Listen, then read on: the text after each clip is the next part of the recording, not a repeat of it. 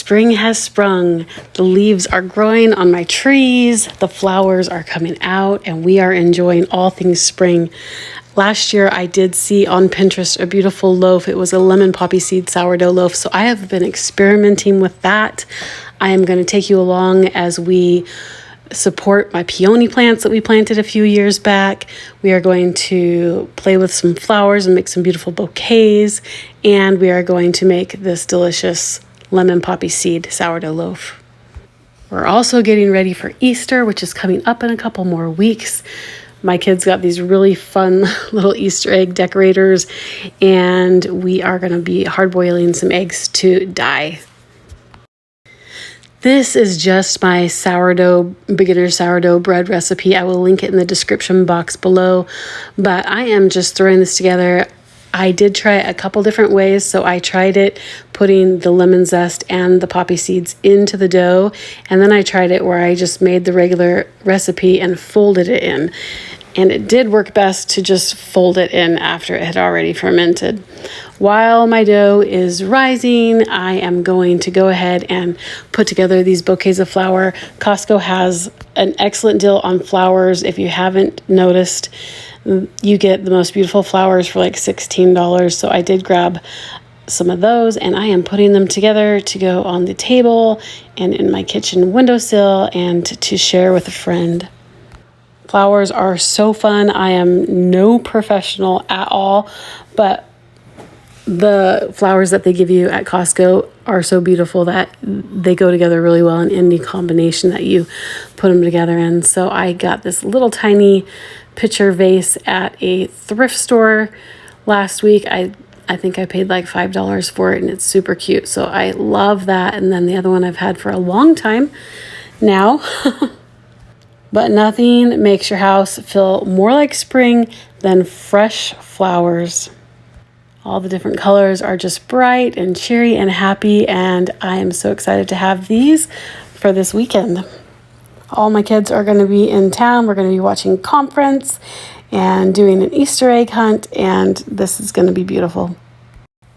Last year in the garden, I grew a huge space of zinnias. It was about 80 feet long and about 10 feet wide, and those were just wonderful for cutting and bringing into the house. But the mice got into it, or the voles mice. They're kind of like the same thing in Idaho. We have them all over, especially if you're in alfalfa fields like we are. So this year I bought, I don't even know how many ounces. I bought about $8 worth of purple coneflower or echinacea seeds. So I'm going to plant a huge section of the garden in purple coneflower. Those are really fun because they bloom. Once they bloom all summer too. I am just doing a stretch and fold session on this loaf of sourdough that I have going in this bowl. And then I am going to go ahead and pull out the lemon poppy seed loaf. It has been in the refrigerator overnight, and so I am just going to score that and get that into the oven. So I put this lemon poppy seed loaf together earlier and had it in the refrigerator for hours, and it is just ready to go into the oven. So I'm just going to go ahead and score it. I really love putting it in my Banneton basket with just flour and not on a tea towel because I like the lines that the Banneton basket makes on the outside of the loaf. I just think it's really charming. I did try this recipe adding a fourth a cup of sugar to it, and it did not work. The inside of it tasted really well, but it burned. Welcome outside to the side yard. This is right outside of our sitting window in the living room, and I have 3 peony plants here. They're all about the same age. I planted them with you a couple years ago, so they're about 2 years old, and they get really, really big and tall. And then a lot of times they'll fall over because the flowers are so beautiful and big, but they weigh the stems down. So I have this old tomato cage, and I am just going to cut it off to about 1.5 feet tall, and I'm gonna put it around my biggest peony plant. The biggest plant is right here in the middle, and it just gets so big And I think it's going to be really big this year, and it's doing really wonderful this year. It's growing so well, and I think it's probably going to double in size from last year. So I want to make sure that I have it nice and supported for those blooms. So what I'm going to do is I'm just going to take my little plant clippers here. I think these were like $15 at Andrew Seed. And I am just going to see if I can cut the wire with these. Hopefully I can. Okay, I think I found my husband's wire cutters. These look a little bit stronger. So I'm going to make sure I cut it about 6 inches down so that it can stick into the ground at least 3 inches to make sure that it has a lot of support. Let me cut that off. Come on, baby. Woo, got it. Gotta have some muscles. Woo! Last one.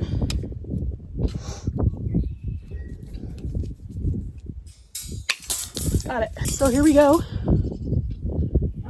It's actually probably closer to about 2 feet tall, but I'm going to put this in the ground at least 3 or 4 inches so that it really gives them some support. Okay, you can see I've planted my peonies underneath weed barrier. I try to pull this back around the roots every year to make sure the hole gets bigger so I can get a bigger plant every year, because I don't want to stop any of those stems from coming up. But I'm just going to carefully put that around here. Bring any branches in that may be out so I'm not hurting those. And then put that into the ground. You want to make sure when you're doing this that your soil is moist so that it can go into the ground easily.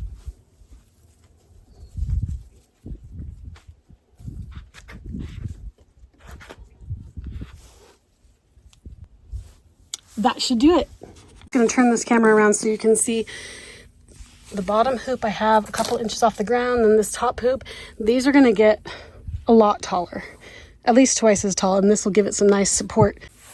Okay, I've got this one cut off. That'll be a nice little support right here for this smaller peony plant.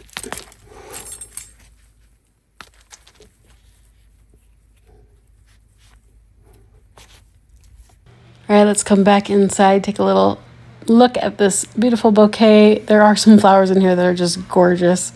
Some of them look like an artichoke, but they're pink and huge and beautiful.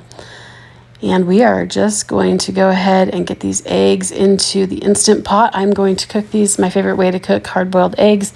You just put a couple inches of water in there with your eggs, turn it on, let it cook for 3 to 5 minutes, and then turn it off and release the pressure manually, and then put them in cold water. But these guys found these really fun little egg spinners, and then you use markers to go ahead and decorate your eggs. So my kids are working on these while we are cooking more eggs to dye, and while the sourdough bread is in the oven baking.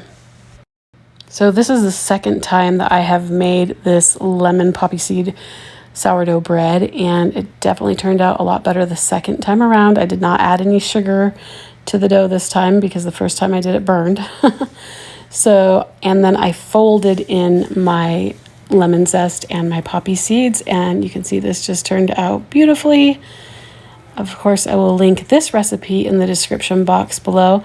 I hope this video gave you some spring inspiration and some Easter inspiration. Thank you so much for watching my video. If you haven't subscribed yet, please do, and we'll see you next time.